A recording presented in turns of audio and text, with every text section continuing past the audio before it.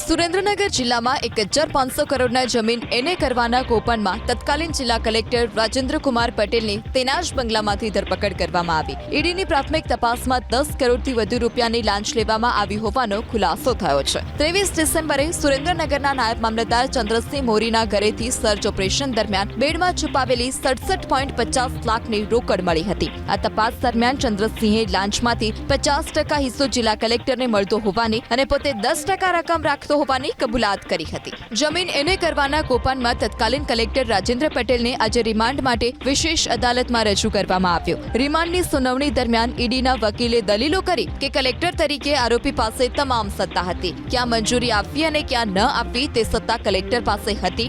આ સાથે જ ઈડીના વકીલે કોર્ટમાં દલીલ કરી કે આરોપી પાસે કેટલાક ઇલેક્ટ્રોનિક્સ ડિવાઇસ છે જેની તપાસ કરવાની બાકી છે. વોટ્સએપ, ચેટ, આઈપેડ, કોમ્પ્યુટરના ડેટા તપાસવાના બાકી છે. તો બચાવ પક્ષના વકીલે ઈડીએ સ્ટોરી બનાવી હોવાની દલીલ કરી. આ સાથે જ કહ્યું કે ઈડીનું કામ સ્ટોરી બનાવવાનું નહીં પણ તથ્યો રજૂ કરવાનું છે. ઈડી તરફથી કોઈ ચોક્કસ આધાર પુરાવા રજૂ નથી કરવામાં આવ્યા, જેની સામે ઈડીના વકીલે કેસને લગતા તમામ દસ્તાવેજો કોર્ટમાં આપ્યા હોવાની અને આવશ્યક દસ્તાવેજો બચાવ પક્ષના વકીલને આપવાની પણ ખાતરી આપી.